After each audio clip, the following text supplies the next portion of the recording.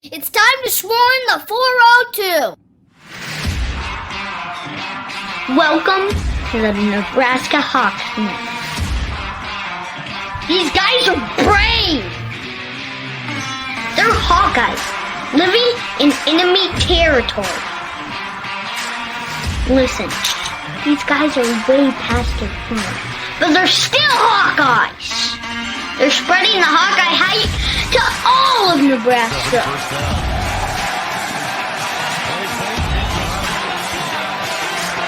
The frost advisory is canceled.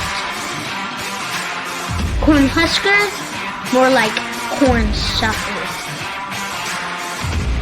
Are you ready for this podcast? Let's go Hawks!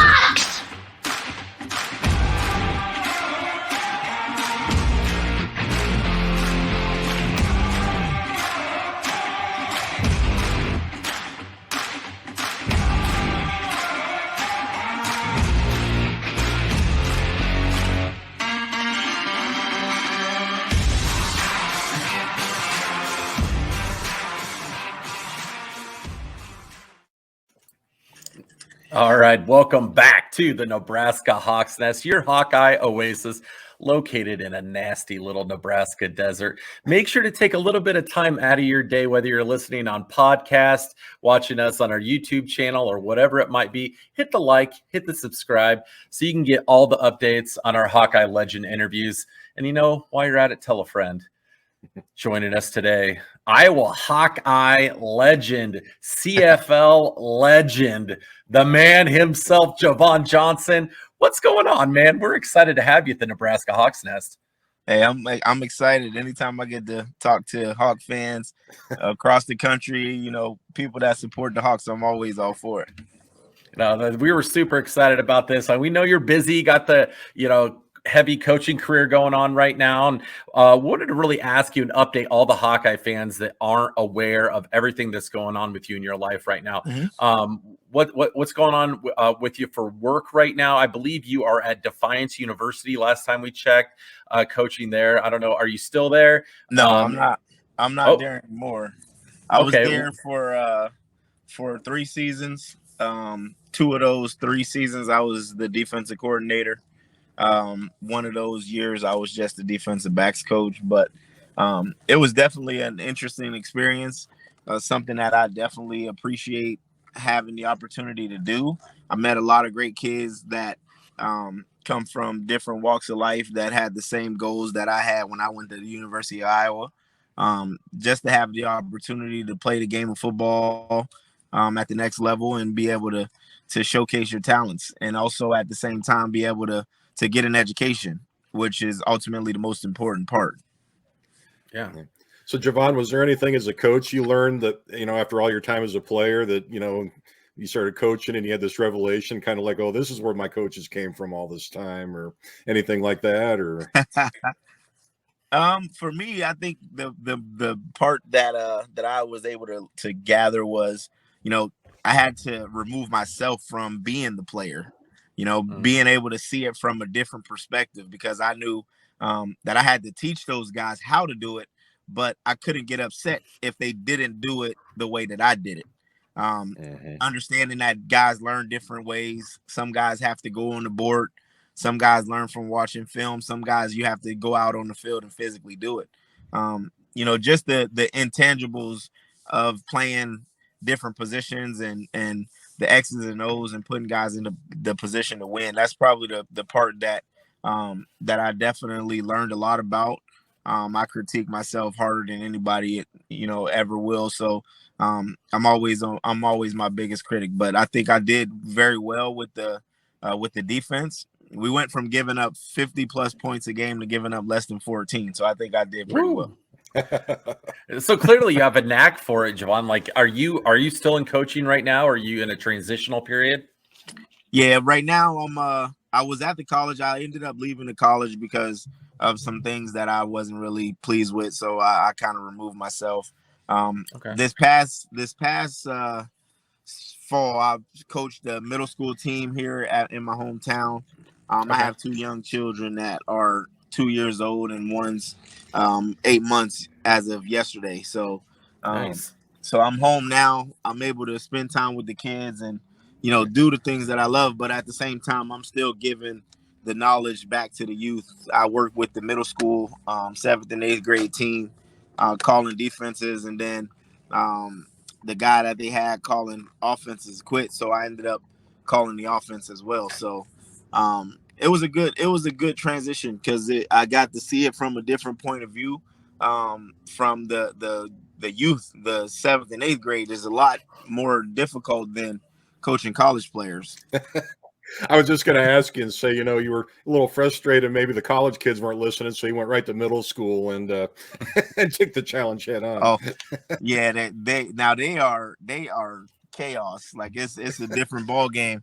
You really got to simplify everything, so you got to kind of dumb it down all the way, and just give them the basics and let them play. Honestly, but we have fun. I was proud of the kids. The kids played hard for me. They gave me everything that they had. So, I was extremely proud of them.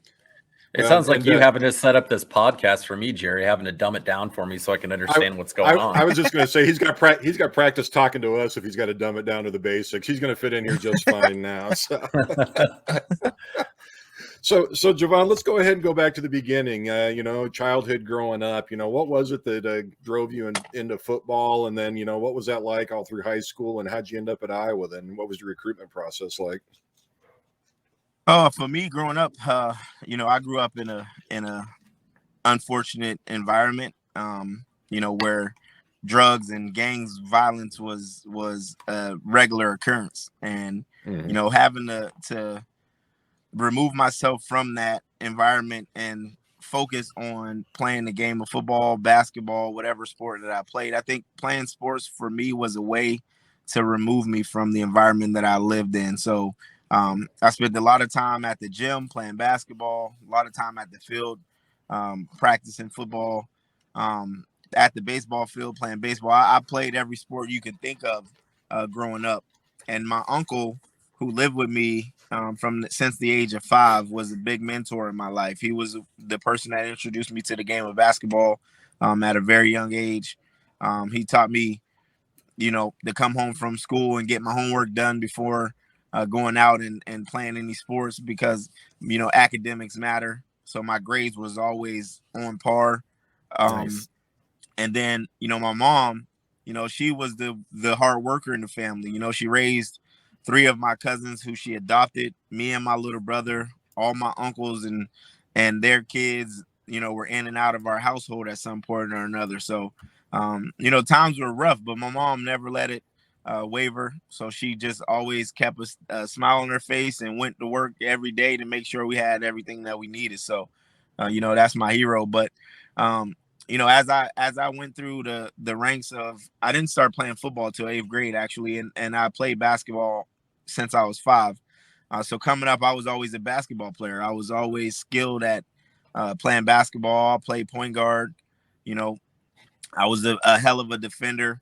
And a couple of my best friends, they asked me to come out and play football because they played football since they were 6 years old. And I was like, nah. At first, I was real skeptical about it. And then they just kept bugging me about it. 7th grade basketball, we won championships. 8th grade basketball, we won championships. So 8th grade, they were like, you got to play football. So I ended up coming out, and I'm like, well, what position do I play? Like, you guys are all the skill players, so like, where do I go? And the coach, he approached me and he gave me the football. He said, hey, you and this kid warm up throwing the ball. And I'm like, what? I'm like, what are you talking about? So, he like, yeah, I want you to throw the ball around with another guy that was on our team. So we got to throwing the ball around. Next thing you know, I'm playing quarterback. So I'm like, all right, well, I mean, here goes nothing. And I led the team my first year to an undefeated football season. So, I mean, it wasn't a testament of me. It was a testament of the guys that I played with. But, I just called the shots like a point guard would. And then I got recruited to go to every high school in the city to play football. So I ended up going to school with my friends for 2 years. My first 2 years, I went to a school called Erie East High School. where we were just really talented. Sorry, I think I lost you guys for a second. But we were extremely talented, but we lacked the discipline and the day-to-day of hard work and getting it done every day at practice, in the classroom, all of those things. Like, we had so many outstanding athletes that never amounted to anything. Just because they didn't practice, they didn't show up to practice. We would get in games and we would lose because guys would just kind of do their own thing. And so I left that school and transferred to a prep school, where my two best friends went to school at. And once I transferred there, everything changed. I was challenged academically. Football was at a premium. Like, everybody worked hard. Everybody showed up to practice. Discipline was outstanding. We didn't lose games because, we took stupid penalties and things like that. So we went undefeated. And then we lost in the playoffs. But, after my senior year, Coach Phil Parker and Norm, they were at our high school, and they were recruiting my teammate, actually, Lavon Rowan, who ended up going to Wisconsin. But they were recruiting him, 6'1", 190-pound high school track state champion. The kid did it all. He was an amazing football player, but he was an even better track star. And they wanted him. He was the other corner on my team, so I always refer to myself as the other guy. But when they were recruiting him, I was in the office with them, and I was telling them, like, listen, if you don't get him, he has a teammate that could really play, and they were just kind of brushing me off. And I had to leave out because I had basketball practice. So I ended up going down to the gym. And then after their meeting with him, Coach Parker came into the gym, and he called me to the side and he asked me if I could dunk a basketball. And I told him I could, and he asked me to show him. So I got a ball from one of my teammates, and I dunked the ball, and he walked out the gym. And I was like, well, I guess he wasn't impressed. So ended up the next day, they sent me a certified letter and offered me a scholarship. Really? So wow. I was like, well, I guess he was impressed. So now, I was down to, 2 scholarship offers. I had one to Kent State and one to the University of Iowa. And Kent State wanted me to play both ways. They wanted me to play receiver and DB, but Iowa wanted me to come in. I'm like, listen, it's a big opportunity. They offered me a scholarship, and I had offers to Kent State and Iowa. So I was forced to decide which school was going to be the best opportunity for me. And when I started to think about it, I had Ed Hinkle and Bob Sanders, who are from my hometown, who I grew up with, guys that I've watched play. That Bob and I played in the same little league organization, where I watched him play running back and saw the type of things that he was able to do. And so I ended up choosing Iowa because I knew that they wouldn't let me fail. Being there with guys from my hometown, I knew that they weren't going to let me fail. So I ended up going. I came out after I graduated over the summer. And that summer, I sat with Bob hours on hours, just kind of going over defense, going over the different calls that the safeties make, and just knowing the ins and outs about everything that was going to transpire once I got on campus for training camp. So I was light years ahead of all the other freshman DBs when I came in, because I spent that summer just studying playbook, the weight room structure, the practice schedule, the whole 9 yards. I was prepared before the season even got started in training camp. So I was ahead. When we got to training camp, I was able to outplay a bunch of the other freshman guys because of my knowledge of, spending that summer in Iowa City and getting ahead. So, it was a blessing in disguise how the offer happened, but I'm so appreciative to the University of Iowa for the way that it happened and to be able to tell my story to other people. So, Jovon, did you ever hear the background on the conversations or what took place? We assumed dunking a basketball wasn't the only thing they found out about to offer you a scholarship. Did you ever hear what happened for them to change their mind? And dunking a basketball, aren't you about 6'1"? So, that had to show some pretty good athleticism. But... Well, I wish I was 6'1". If I was 6'1", I probably would have played about 10 to 15 years in the NFL and made $100 million. So unfortunately, I'm not 6'1". I'm only 5'9". Oh, really? I didn't Yeah. realize that. You played bigger than that when you played at Iowa, so I was mistaken. But did you Hey, ever hear any that's the research team's fault, Jerry. Don't take the blame on that. Yeah, we're gonna be writing some people up later for that. We get what we pay for in research. But did you Yeah, ever hear what? I wish I was 6'1". Trust and believe. I really wish I was. Well, hey, you ever- being 6'1" isn't everything. I'm 6'1", and I'm not much to look at on a football field. So, Well, I mean, if I had my same skill set at Yeah. 6'1", Yeah. I would have been a first-round NFL draft pick. yeah. But anyway, did you ever hear if there was the conversations or what else led to Iowa offering you then at the time, or? I mean, mostly it was just because of my athletic ability, you know, and especially I think the real reason was because my teammate ended up choosing Wisconsin over Iowa because Wisconsin offered his brother a scholarship as well. So, it was the week before signing day. They had an extra scholarship, and they were able to see my athletic ability in person. So they just kind of gave me an opportunity, and it just worked out for both sides, I guess. Jovon, earlier you briefly mentioned a little bit about Bob Sanders, and Bob, like yourself, is one of the best defensive players to ever play at the University of Iowa. We're always wanting to learn more about Bob. He doesn't really like talking to media much and really keeps to himself. So we'd love to have him on the podcast. So if you talk to Bob, give us a good mention. But what was your relationship like with Bob, and what kind of guy was he? Is he? Yeah. So growing up, we grew up probably minutes away from each other, and he was always a hardworking kid. He comes from a hardworking family. His dad has a bunch of different he has a bunch of siblings, brothers and sisters that all just work hard. Like they're gifted with size. Unfortunately, Bob didn't get that size, but most of his siblings are put together very well, like he is.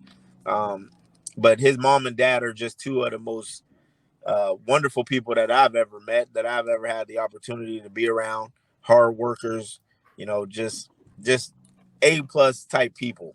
And Bob was one of those kids that was smaller than everybody else, that always felt like he needed to prove everybody wrong. And he went to high school at Cathedral Prep, and people looked at him like, he's just a small guy that's put together. But the way he went out there and got it done, he made a way for himself.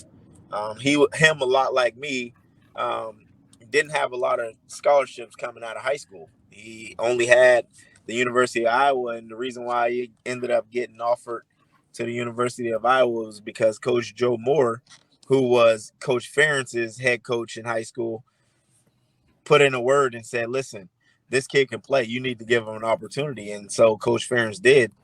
And again, you find a diamond in the rough, and it pans out for you. And Bob was, an overachiever. He definitely, achieved more than anybody probably ever expected. I knew he would do well because I seen him play growing up. I knew what type of player he was. I seen him play in high school, where he ran for 1,500 yards in 7 games, and then he broke his foot. So I mean, I knew at a young age that he was special, but I don't think other people knew. And the relationship that we had just kind of blossomed as we continued to grow older. And he is one of the hardest people to get to say much, or even to get a hold of. But love him to death. I think he accomplished everything that he set out for himself, and just I couldn't be more proud of the person that he's become. Jovon, one of the rumors that we always heard as fans, that maybe you can tell us if it's true or not, but we always heard that Sanders was the fastest one on the team in the years that he was there in college. Is that true, or was there anybody else that had jets? Fastest? I mean, I don't know if I go as far to say the fastest, but the most explosive for sure, without a question, without a doubt. But the fastest, I think there's some guys that would make a case for that. I don't know. Okay. James Townsend, when he was there, Bob's later years, I think he might have edged Bob in the race. We had a couple guys that could run. You know, C.J. Jones was fast. Shoot, who else? We had Adolphus Shelton who played corner. He was pretty fast. We had some fast guys. Bob, I think, grew into or worked his way into being fast. You know, just the weight room and the things that Doyle did for us in the weight program. And Bob came in as a 4.6 guy, and I think he left at a low 4.3 guy. So he worked his way up to it. All right, Jovon, you're probably well aware of this, but you're known throughout Hawkeye fans that have followed your career for having a pretty exceptional fashion taste. Is that something that you really aim to please? Like, when you go out and you dress up, like you're like, okay, like, I have a reputation to uphold here. People know about my fashion sense. What's all gone behind that? Are you a pretty big fashion guy? I try to be. I think I'm bold with the way that I go into the public and the way that I dress sometimes. Like, I take chances. I'm a risk taker. Like, I'm like, hey, if people are gonna talk about it, I'm gonna put it on. So let's get it. Let's go. All right. I was the same way on the field. That was super weird. Like one of the very first podcasts we were going to do, Jerry showed up in a zebra striped suit, and we're like, dude, you got to wear something else. Like that. So luckily he went and changed, put on something a little more normal. But Jerry took a swing too. We know that's a lie because we know that's a lie because I don't even have the sense to wear that kind of a suit. I'm pretty plain all the time. So you're being modest. So anyway, going to Iowa, Jovon, you all 4 years you were just consistent. You had the knack for the ball. Interception wise, you led the Big Ten, and you led the Big Ten in 2004. But I think you had 3 to 4 every year. What was that? Just a natural, or was it kind of like Sanders and his speed? Was that something that you had to develop under Coach Parker while you were there and learn the knack for, or what was your personal experience in becoming that kind of a defender? The chief thief. I mean, for me, I think I had a knack for it because I played quarterback in high school, so all the routes that people would try to run on me, I used to throw them to receivers. So I kind of knew breaking points. Where the ball was going to go, how they were going to try to get it there, and all of those type of things. So, it worked kind of in my favor because I anticipated a lot, but I also watched film a lot. So I was anticipating things that I seen before they happened so that I can get a jump. And that was kind of the motto throughout my career is I always picked the ball off, whatever level I always took the ball away. And I was just consistent at Iowa. I was consistent after Iowa at taking the ball away. And then I started to, even in high school, my last year in high school, I had 10 interceptions. My junior year, I only had 4, but my senior year, I had 10. But I had 10 because I had 4 in the first game of the year. So just kind of having a knack for it. And, I always was a returner. So I caught the ball a lot. And I always had the ball a lot. So I was just used to having the ball. So anytime I got the chance, I just wanted to get the ball. Jovon, bring us into that defensive room with some of the awesome guys, including yourself that you played with, like Bob Sanders, Matt Roth, Chad Greenway, Abdul Hodge. You guys just had an absolutely insane roster of just dudes on that team. Bring us into the practice room where the meeting room where you guys are, talking and practice. What was it like, playing side by side with those guys and scheming with them? I mean, I think it started well before all of us got there. That 99, 98, when Ferentz first got there, those guys who kind of built the program to what it became. They set the foundation, and all of those guys that you mentioned, we just kind of took it and carried it forward and made sure that everybody that came after us understood the Iowa way. When you got guys like Colin Cole and Fred Barr and Derek Pagel and DJ Johnson, these guys are guys that may not have had the same success that we did in my 4 years, but they set the foundation and the groundwork for us to be, where we were. And then when you bring in athletic guys like Chad Greenway and physical monster like Abdul Hodge. And, me and Antoine both played for 4 years, so we kind of grew together. Then you have Bob Sanders, who was the eraser back there. We had an outstanding defensive line with Matt Roth and Jonathan Babineau and, Tyler Lukey, some of these guys that may not have gotten the same type of attention as others, but, played a vital role. Everybody in our defensive room understood that we had one goal, and it was one heartbeat on defense. We played for each other. We all were passionate about the game, and we really took watching film, critiquing the other team's offense, communicating. We took that to the field because it made us better. And I think a lot of us were able to overachieve because of our attention to detail and how well we played with each other because of our ability to communicate. So during your time there, Jovon, I guess it's a two-part question, but who was the guy on the team that kind of set the bar that either pushed you or that you wanted to use as the example that you used as your as an incentive to try to keep up with? And then who was the guy on the other team, like somebody else in the Big Ten, the guy that you just wanted to get after that provided the biggest challenge and that you always kind of be the guy that you kept in mind as you trained and you just thought, I want to get him next time I play against him? So. Yeah, well, for the first part of the question, the guy that pushed me the hardest was Bob, because being from our hometown, the way that we came up, we didn't ever want to feel like we underachieved. So we always wanted to go harder, and we pushed each other to, we pushed each other so hard sometimes that, when we would run sprints and stuff, we'd be the only two guys, racing each other at the end, pushing each other. Like we really pushed each other. And I think he helped me overachieve.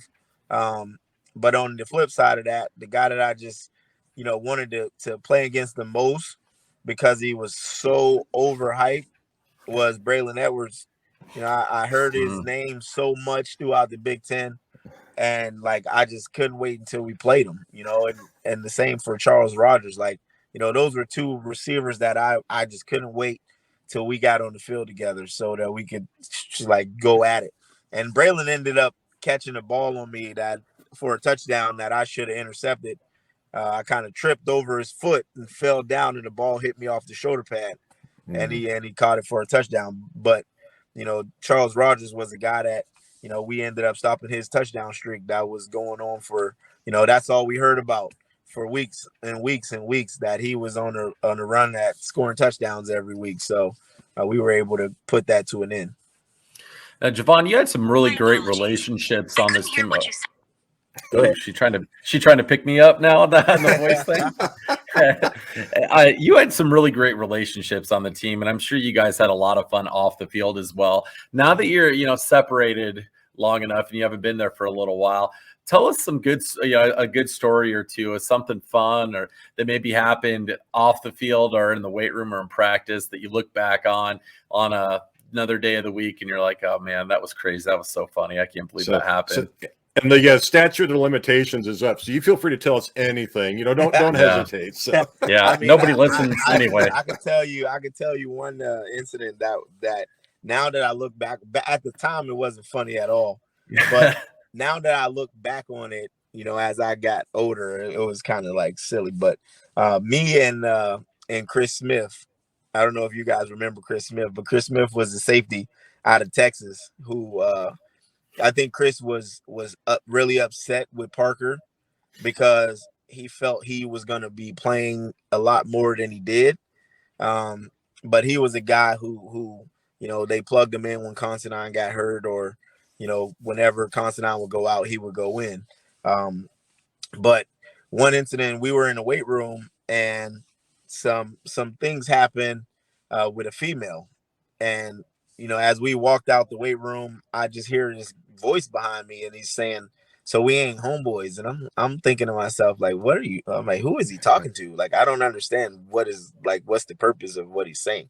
So I turned around and he's talking to me, and he's like, "So we ain't homeboys." And I'm like, what? Like, what are you talking about? Come to find out, a girl on campus that I was dealing with, he was like, I guess that was supposed to be his girl or whatnot. So Really? like we got into an Wow. altercation and argued, and we're getting ready to fight, and Bob kind of stepped in because him and Bob came in the same class, and Bob pushed me back and was like, don't be acting like we back home and all this extra stuff. And then Marcus Pascal, who was my friend that came in my class, he was like, "Nah, forget that. Like you ain't about to be disrespecting my boy." So it was just kind of like a lot of back Yeah. and forth, like pushing and shoving. Like we was getting ready to really fight over a female that I didn't even know that he was dealing with.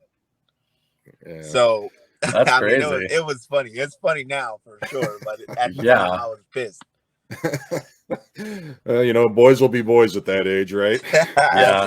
Absolutely. I think most of us, like during that time in our life, either went through that firsthand or had a very close friend that went through something just very much like that. So I totally get that. Yeah, it was interesting. So, you have a very successful career at Iowa then, Jovon, and, even as you mentioned the returner, and I mean, I guess I'd kind of forgotten when until we did our research that you had actually finished number 1 in the Big Ten and number 5 in the country your senior year as a returner. Yep. I'm somewhere in there. And I mean, that's like 17 and a half yards a return. That's incredible. So you have this great career at Iowa. And then I believe, what happened after that then? What interest did you have from the NFL? And then you ended up having a stellar career in Canada. So how did all that kind of transition out? Yeah. So, coming out of college, I was ranked as one of the top 10 corners going into the draft. And for whatever reason, I just slid further and further down the draft board. I got calls in the 5th round, 6th round, of coaches and GM saying, we're going to draft either a defensive back or another position. And all of them ended up drafting the other position. So, after the draft was over, I got calls and things from all of those coaches again, wanting to bring me in as a free agent.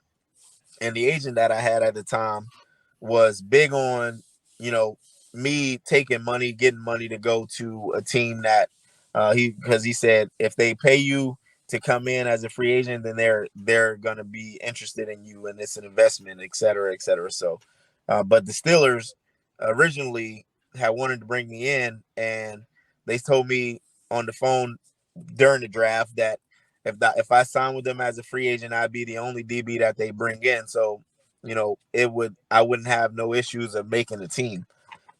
Long story short, my agent ended up having me sign with the New York Jets, which probably was the biggest mistake that I ever made. And I went to New York, and they already kind of had a foundation of guys that that they believed in. First round draft pick, second round draft, like guys that were going to be around. And so I ended up going there. I got released 3 times in like 6 weeks. Like it was just very unfortunate. I never really cared for the way the organization was ran. Mangini as a coach, I didn't like him as a coach. Like it was Butch League, like for what I was used to. And then after I got released the last time, at the end of preseason, the Steelers called me and they asked me if I wanted to be a Steeler now, like because they wanted me before the draft was over. But I ended up going to New York, and then so what they did was they ended up signing the defensive back in place of me because I went to New York. So when I did sign with the Steelers, I was placed on practice roster, and the guy that they signed in place of me was on active roster. So he ended up playing, I think, 5 or 6 years in the NFL, and all he did was just run down on kickoff and punt. And he won 2 Super Bowls with the Steelers. And that was the position that I was supposed to be in, but my agent, for whatever reason, sent me to New York instead of Pittsburgh. And then I ended up in Pittsburgh anyways. But, after seeing how everything kind of panned out and how the organization was run in Pittsburgh, I really enjoyed my time there under Cowher. I think Cowher is a hell of a coach. He's one of the stand-up guys. He always kept it real. He never really sugarcoated anything with anybody. And if he had stayed after my first year in the league, I probably would have played a lot longer. But he ended up leaving because of some unfortunate situations that he was dealing with. And then Tomlin came in, and he sold us a dream. He told everybody, hey, nobody's nobody. It doesn't matter how much money you make or what you've done, etc. We're gonna keep the guys that's the best players. And I'm telling you, when I tell you I intercepted the ball probably every single day in training camp and mini camp, and it was just a repetitive thing. Like, it was expected. Like, the other DBs just expected me to intercept the ball. And I ended up picking up a fumble and scoring a touchdown in the preseason game. And guys like Ike Taylor and Troy Polamalu and Ryan Clark and all these guys are like, yeah, that's still the deal. Like, you're gonna be around for a long time. And then I ended up getting released. So So anyway, we were just discussing then too, then that, the Pittsburgh didn't work out. And did you ever find out a reason why, if you were having that good of a training camp, did you ever find out why they cut you then? Or yeah, well, it was because of investments. Basically, that's what it boiled down to. The general manager at the time, when they ended up calling me in the office, they said it was either me or a guy by the name of Ricardo Coakley, who was a second-round draft pick, and he was going into the 4th year of his contract, and they wanted to see if he would amount to what they expected him to be when they drafted him. So, it was basically over investments, honestly, to say the least. But it wasn't about skill or about talent, because I probably outplayed everybody except for Brian McFadden. So it wasn't at all what Tomlin said it was going to be, pretty much. Absolutely not. All right. Like we were saying before, though, that with the barriers being taken down, with being able to fans to have access to see, Hard Knocks and TV shows like that, Amazon's got a lot of them as well. How extremely difficult it is to make an NFL roster. I mean, that some of the most amazing athletes and greatest football players aren't able to make it based upon odd circumstances, like you said. But your transition into the CFL. Now, we want to know a little bit about that, because you're going down as one of the best CFL players of all time. In 2011, I believe you won the most outstanding defensive player award. And at your position, you were the first. I think you were the first defensive back ever to win that award. Is that correct? Yeah. So walk us through that transition. What life was like in Canada. What the CFL was like. We talked to Drew Tate a little bit about this too. We just are kind of fascinated by it, because it seems like a little bit of a different world up there. What was that environment like, and how was that transition for you? Yeah, for me, I mean, the transition was easy, because at the end of the day, I was playing football. But I think the thing that made it tough was just the different rules, how big the field was, the fact that a guy can line up on the line of scrimmage and he can move laterally, and you have to cover him. Like, that was one of the hardest adjustments to make, was a receiver moving lateral on the line of scrimmage, and then when the ball snap, he's moving. So it's a very big adjustment period as to a guy just having to stay stationary, and just getting used to all the different motions and things like that. I mean, but as far as schemes schematically, it was pretty much the similar concept: cover 3, cover 2, the same sort of thing. But the lifestyle in Canada is night and day from the NFL, because it's like everybody is enjoying each other's presence, and we only work 4.5 to 5 hours a day. So, like, you wasn't there from 7 o'clock in the morning to 7 o'clock at night on a regular basis. So, like, it was different, but at the same time, we have more freedom for guys to do stupid stuff. So, you kind of seen that happen a lot more often than you did in the NFL, because guys were more secluded. You couldn't really hang out too long, too late at different establishments and things like that, because you have a lineup out the door of people wanting to get autographs and think you're big time. But in Canada, everybody was just kind of even killed. Like, it was, everybody enjoyed each other's presence. Even the fans, like, when they were around, they weren't hounding you and making you feel like you was a superstar. It was just kind of like they were just happy to see you, and they would come over, say what's up, and then going about their business. But it wouldn't be like that in the NFL. No. Yeah. So did you ever, kind of when we look at your career and then you talk about your connection with Bob Sanders, we keep bringing his name up, but you had it very similar. I mean, you were a league most valuable, most outstanding defensive player. Mhm. You had all-star, you had a lot of, your accolades. You played on some more teams where he was on the Colts, but I mean, does it ever dawn on you how similar your career trajectories were since you were in Canada and he was in the NFL or? Yeah, I mean, I always tell people like Coach Parker is the only DB coach in America that has two defensive backs that were defensive players in two other years in two different leagues.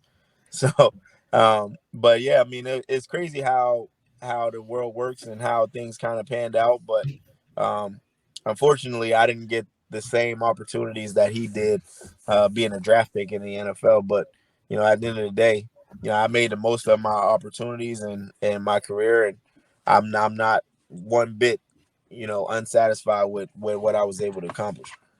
Sure. So what was your big moment when getting into the CFL? We were like, wow, this lifestyle's different. Like, was it the maple syrup on the table for every meal, or anything weird like that? Like, what were you gonna say, Jerry? I was going to say, when you talk to the coaches, did you have to say "a" after every sentence? No, Yeah. no. Lots of flannel, lots of I flannel always shirts. joke with the Canadian people that say "a" all the time. Like every time I ever heard somebody say "a," I always say "b." Like I'm like, I'm like, why do you say that? Like they're like, it's just a term that they use for whatever reason. But it's different because a lot of people speak French. Mhm. A lot of people speak English. They say "a." It's different. Like it's just a different lifestyle. The maple syrup, that's one of the big things in Canada. Hockey's big in Canada. So like when people talk about working out, it'd be, I'm gonna pay thousands of dollars for my kids to play hockey, not thousands of dollars for them to travel and play football. So Sure. it's just a different world. And but I wouldn't change it at all for anything because the people that love football in Canada, they love football. Yeah. So you didn't apologize to everybody after you hit them. You always hear about Canadian manners. You didn't have to get up and say, "Oh, sorry about that," then do it again the next No, I play. didn't do that. Maybe the Canadian guys will do things like that, but nah, not me. I never Well, apologize for hitting you. It's part of the game yeah. in between the whistle. So Jovon, I know we got a window here that we got to hit before you got to hit a practice, but the last question, one thing we did see is that you are eligible now for the Canadian Football Hall of Fame. Mhm. So is there anything we as Hawk fans can do to help make this happen? I mean, you worked your tail off to get what you did. Is there anything we can be doing to help push this and start creating the movement? Or I don't even know how the process works when it comes to that. I really don't even care. But in all honestly, if I ever get the call to be in a Canadian Football Hall of Fame, I definitely would be mad appreciative because all of the hard work that went into it, all the sacrifices that I had to go through, the adversity that I had to overcome just to be up there, um, miles away from my family and friends, doing what I love to do, meeting new people, playing a game with all these different people that I wasn't used to being around, the adjustments and like all of it, like everything that went into it, the blood, the sweat, the tears, you know, those moments, my first year in Canada, my team that I was on, even though I didn't play, but one game, but the team that I was on was really good. And we won the championship that first year. And as a player, you think, okay, you come into the league, you win the championship, it's gonna be so easy for you to get back. And then as the years go, you're like, man, we ain't making it. Like, and then in 2009, I think that was probably the defensive player of the year that I had in 11. I thought my year in 2009 was better. But at the end of the day, you still got to go out there and play. So I ended up getting the award in 11. But again, my teammates that I had on my team, they were, if it weren't for them, doing what they were able to do and accomplish what they were able to accomplish, I would have never been able to do what I was doing. So they were kind of funneling everything to me. It felt like, every time the ball was thrown, it was always to my guy, and I was able to either intercept the ball or get a knockdown. the fans love me in Canada. So if the fans in Canada knew that, I was eligible for Hall of Fame, I'd probably go into the Hall of Fame in 1 year. Did you I don't know if you were aware of your nickname, the Chief Thief. Did you ever remember hearing that? Yeah. I got a towel that says the Chief Thief on it. That's awesome. That's one of the coolest nicknames I've ever heard. And I remember that back from when you played at Iowa. Then I'm like, God, I completely had forgotten about it when we were kind of doing some research for the interview. But I'm like, that is one of the coolest nicknames I've ever heard. So, well, Jovon, thanks for taking so much time out of your schedule. I know you got something you got to get to here. You got practice. So, good luck with everything in life, man. Keep in touch, and we're excited to be able to catch up with you and see that you're doing so well. Hey, no problem. I appreciate you guys having me for sure. And as Hawkeye fans, we're really glad that your running mate in high school decided to go to another school, because we were awfully glad to have you while you were there. So, absolutely. And we kicked their ass 4 years in a row. So. Oh, yeah. And hopefully we got another one coming against them this weekend. So. I hope so. I hope so. All right, man. Thank you very much. All right, thanks, Jovon. Go Hawks. Go Hawks. Go Hawks. It's time to swarm.